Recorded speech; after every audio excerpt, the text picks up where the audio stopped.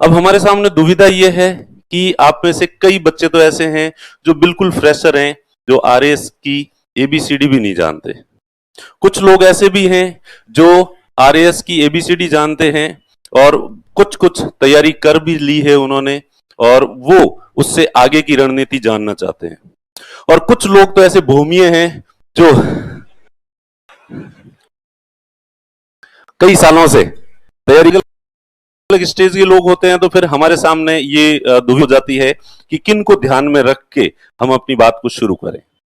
वैसे सबसे पहले फ्रेशर्स का ध्यान रखा जाना चाहिए कि आप में से ऐसे कई लोग होंगे जो बिल्कुल फ्रेशर है, जो आरएस के बारे में ज्यादा एबीसीडी भी नहीं जानते। ऐसे कितने लोग हैं? हाथ खड़े करे देखें।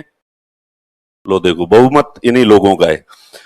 तो अब इनकी बात की शुरुआत वहां से करें कि आरएस जो परीक्षा है ये 3 स्टेजेस में होती है।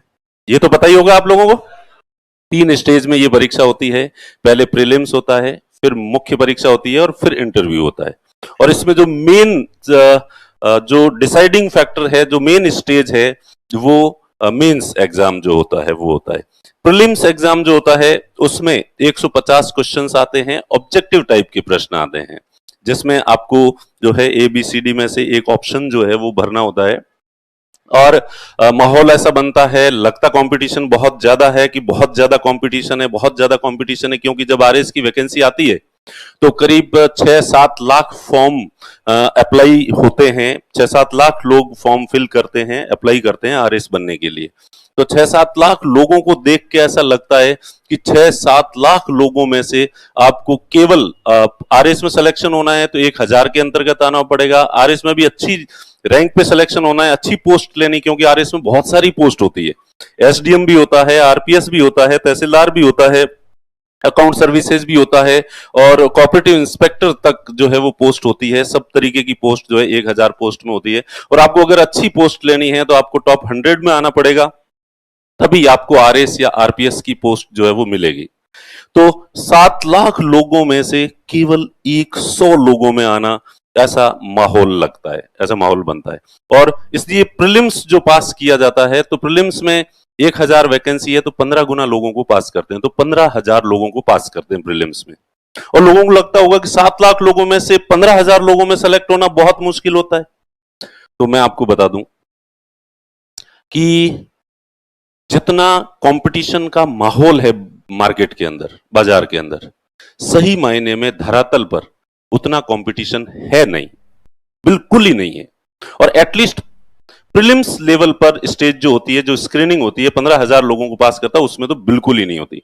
और इसका अनुमान आप इससे लगा सकते हैं कि प्रीलिम्स में 150 क्वेश्चंस आते हैं, और 150 क्वेश्चंस में से अगर आपको बिल्कुल ही आइडिया नहीं है, वैसे ज्यादातर लोगों को आइडिया होगा इसलिए वो बता देंगे कि अब तक आपके एकेडमिक्स में जो है वो पासिंग मार्क्स कितने होते थे, और पासिंग मार्क्स से आपके हमेशा ज्यादा ही आते थे। तो और आजकल तो खैर ये बोर्ड वाले ऐसे परसेंटेज बांट रहे हैं, 99, 99.9, 98। हालांकि ये जो जिस तरह से परसेंटेज बांट रहे हैं, हमारा तो फायदा ही हो रहा है इससे, क्योंकि हर बच्चा फिर सोचता है कि उसके 90 अबव परसेंटेज है तो वो सबसे इंटेलिजेंट व्यक्ति है, और जो इंटेलिजेंट होता है वही आरएस की तैयारी करता है।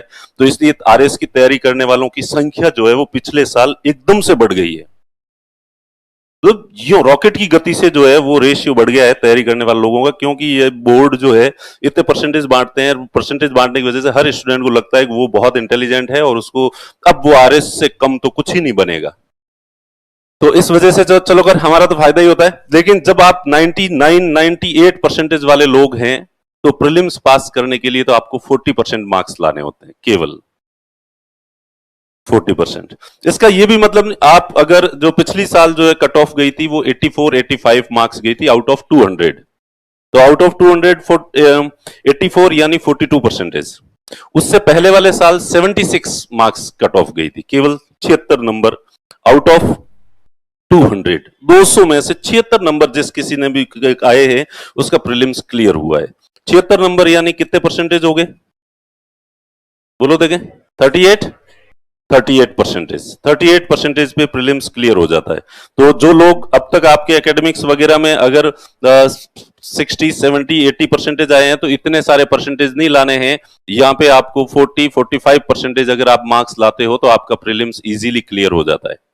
अब आपको लगेगा कि बस इतने कम नंबर पे इतने परसेंटेज में प्रीलिम्स क्लियर हो जाता है। इसका मतलब प्रीलिम्स में तो कोई कंपटीशन नहीं है। हाँ, प्रीलिम्स में कोई कंपटीशन नहीं है। फिर आपको लगेगा इसका मतलब जरूर पेपर टफ आता होगा। तो मैं आपको बता दूं, आरएस का पेपर बिल्कुल ही टफ नहीं आता, बहुत ही इजी और सामान्य से क्वेश्चन पेपर आता है। 150 क्वेश्चंस होते हैं, उसमें 150 प्रश्न होते हैं, और 150 प्रश्न में से 100 प्रश्न ऐसे होते हैं जो हर कोई भी आपकी जो बुक्स पड़ी होगी आपके सामने, उन बुक्स में जो आप पढ़ रहे होंगे उन बुक्स में अवेलेबल है।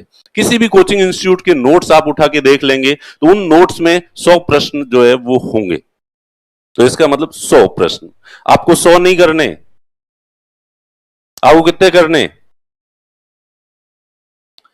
70 प्रश्न अगर आपके सही हो जाते हैं तो आपका डंके की चोट पे प्रीलिम्स जो है वो क्लियर होगा।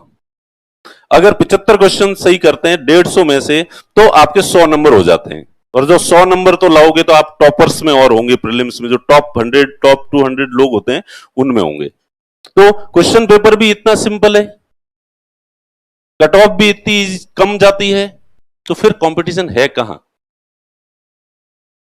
मुझे ये कभी समझ नहीं आया कंपटीशन नाम की, प्रीलिम्स में तो कंपटीशन नाम की चीज ही नहीं है। हाँ, मेंस एग्जाम देते हो उसमें कंपटीशन होता है, फिर वो जो 15,000 लोग आते हैं वो पढ़ने वाले लोग होते हैं।